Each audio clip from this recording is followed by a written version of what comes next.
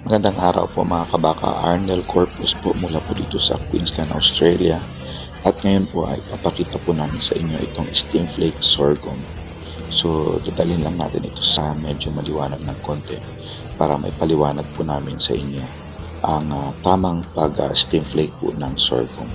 So ayan, nadadaanan rin po natin itong steam flake wheat kung saan ay kasama rin po sa diet ng mga Wagyu cattle dito sa feedlot na ito.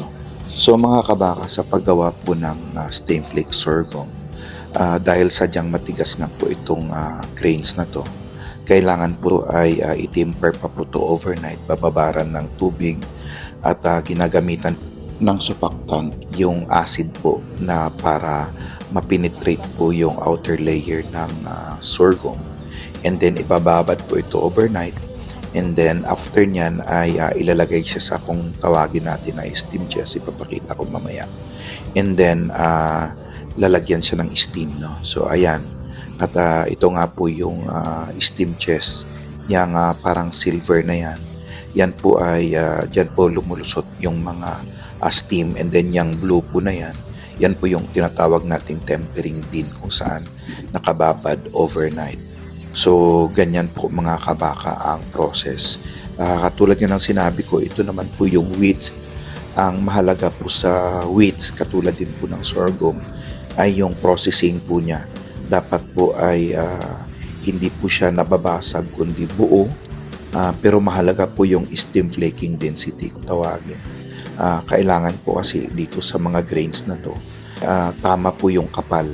At dapat po hindi po siya nababasag. Dahil pag na-overprocess po natin itong grains na to, yan po yung nagiging cause ng acidosis sa ating mga baka. Kaya mahalaga din po ang training. At yan, ang wheat at saka sorghum na to ay around 60% po ng kanilang total ration. Yan po ang Wagyu ration na ginagamit para po lumabas yung kanilang marbling. Dahil tulad ng lagi natin sinasabi, ang marbling po ay lalabas pag maganda po ang energy intake ng ating mga baka or ng Wagyu in particular. So, ganyan po. Ang lagi pong sinusukat ang flaking density ng mga yan. At ito po yung ibang ingredients. Yan po yung hay. At ito naman yung cotton seeds. At yung sa bandang dulo ay yung silage. At ito naman medyo natakpan lang. Ito yan po ang canola meal. At yan. So mga 40% po niyan ang kasama po sa ration. At ito naman po yung stockpile ng kanilang hay.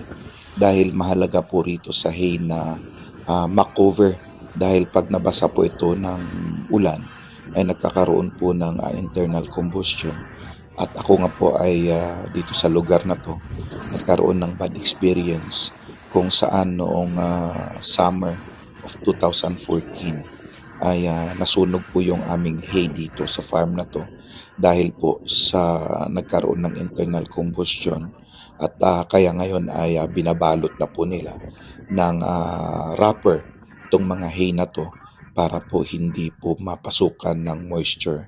So mahalaga po sa hay preparations na ma-maintain po na moisture free para hindi po magkaroon ng internal combustion.